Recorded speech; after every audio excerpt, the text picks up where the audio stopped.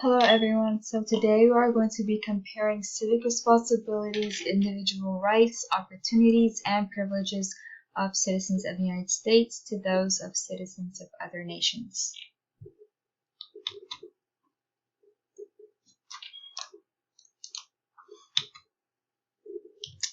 Okay.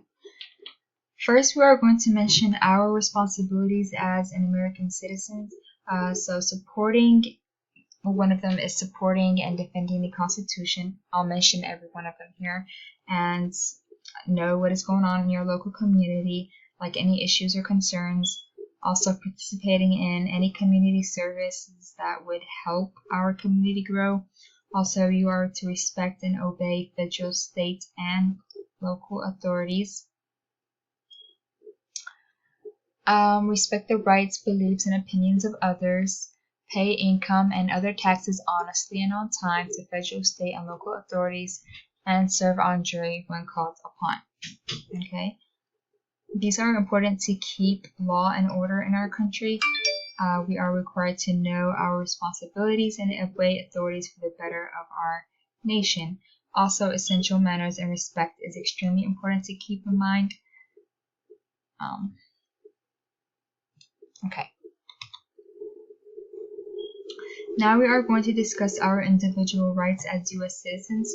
Since this is a free country, we have many rights, most importantly our 5 rights in the First Amendment, which are freedom of religion, speech, press, petition, and assembly. Okay? We have a right to express our own individual self freely. We also have freedom of religion. We can worship whoever we like. We also have a right to fair trial by jury, right to vote in elections, right to apply for federal employment requiring U.S. citizenship, right to run for elected office, freedom to pursue life, liberty, and the pursuit of happiness. For example, right to run for elected office. If we're taking the president, for example, only people who are born in the U.S. could try to run for presidency, okay? And I'm sure that is how it is for every other nation. You have to be born there to try and run for presidency or any type of leader. Okay. Okay, land of the opportunity. America is known as the land of opportunity. That is because millions of immigrants left their homes to find something in this country not readily available in their own. And that is opportunity to succeed, okay?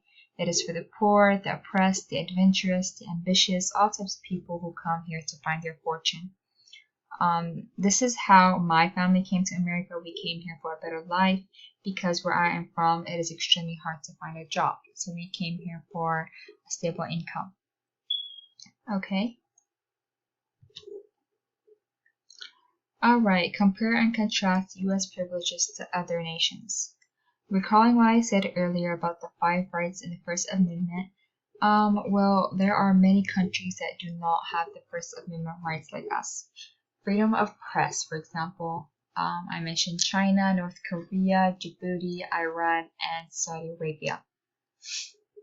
In these countries, you cannot publish anything without authorization from the government, and some you cannot publish anything at all, and the government would do the publishing. A really good example of this is North Korea, mostly compared to the other countries here. Okay, freedom of speech, North Korea. I mentioned here again, North Korea and China. Well, did you guys know that in North Korea, it is actually known as the most censored country in the world? It has no independent journalists, and all radio and television receivers sold in the country are locked to government-specified frequencies. Okay. China, similar, also, it has often many things are censored by the government in China, regardless of their 1982 constitution, which actually guarantees the freedom of speech to the Chinese citizens, okay?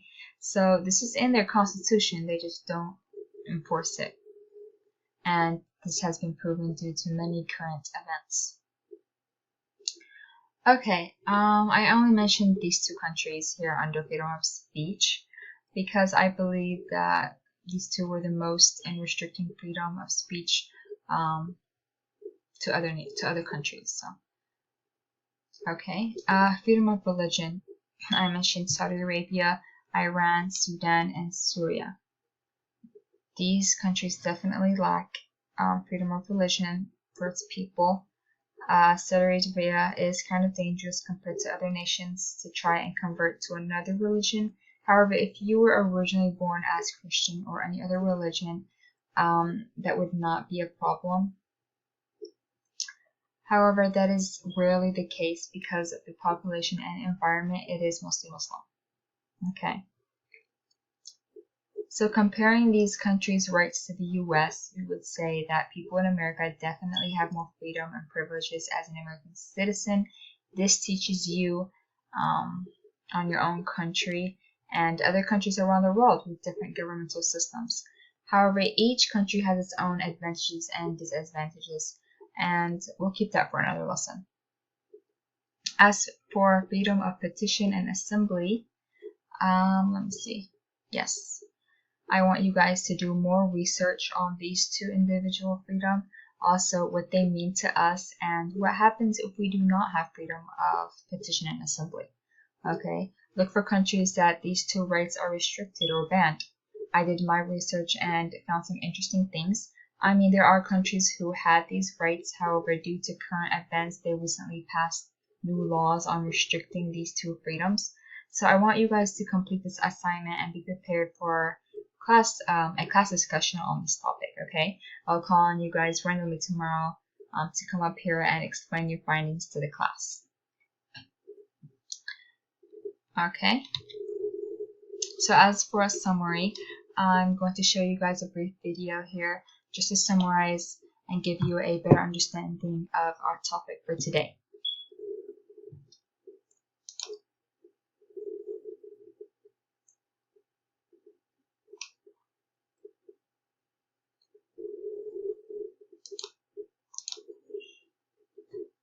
Okay. Duties and responsibilities of U.S. citizens.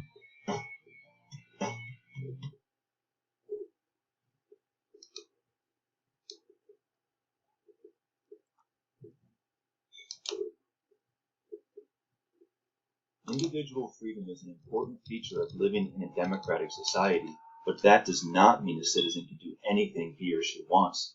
So don't close this video right now and go on a rampage. Democratic society has a combination of freedom and duty. By duty, I mean things a citizen must do or face punishment. In a system of anarchy, meaning a society without government, someone would have total freedom to do anything. This may sound great, but keep in mind that other people also have total freedom, and they may choose to do things you don't like, such as steal or kill. At the opposite end of the spectrum, a society with an authoritarian government is one in which individuals have very little freedom, but a great duty to obey the government in all ways or face punishment. Democratic societies provide a great deal of freedom, but citizens also have some duties. Citizens must obey laws, even ones they disagree with. You might not like a law setting a speed limit, but you are required to obey it or risk punishment. Paying taxes is another duty of citizenship. At the least, taxes pay for the government to exist and keep order. Beyond that, taxes are used for funding other services such as schools, roads, and fire departments. Another duty of citizens is to respond to a court order to appear as a witness or serve on a jury. Citizens have an obligation to make sure their children attend school. This could mean a public school, private school, or even homeschool. Education is essential in a democracy. Think about it. Citizens are the ultimate power source in a democratic society, and citizens help make all types of important decisions. Education helps citizens understand issues so they can make smart decisions. In the words of Thomas Jefferson, wherever the people are well informed, they can be trusted with their own government. Finally, if there is a foreign threat, citizens have a duty to defend the U.S.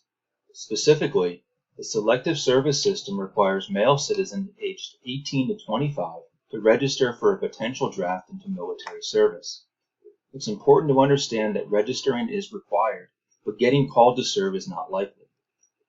In addition to these duties of citizenship, citizens also have certain responsibilities, meaning things citizens should do to keep their democratic society functioning well.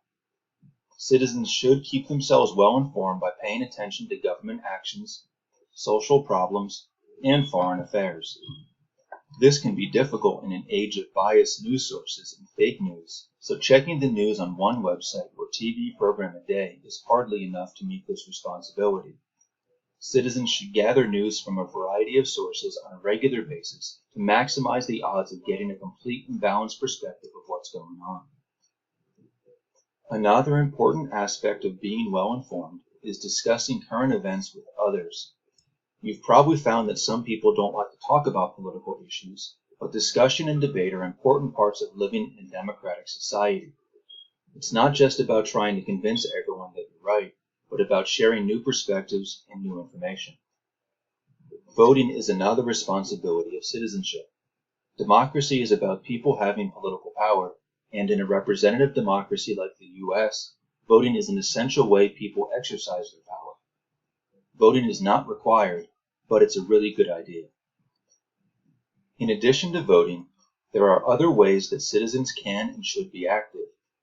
Advocating and organizing for a cause are great ways to be involved, and there are many volunteer opportunities to help improve your community. Spending time, and maybe even money, are great ways to contribute to the common good. Finally, citizens have a responsibility to respect the rights of others. For example, you have the right of free speech, and so does your neighbor, so respect that. Of course, these responsibilities of citizenship are not requirements, but they are important nevertheless. Okay, I think that's enough for class for this lesson today, and see you guys tomorrow. Thank you.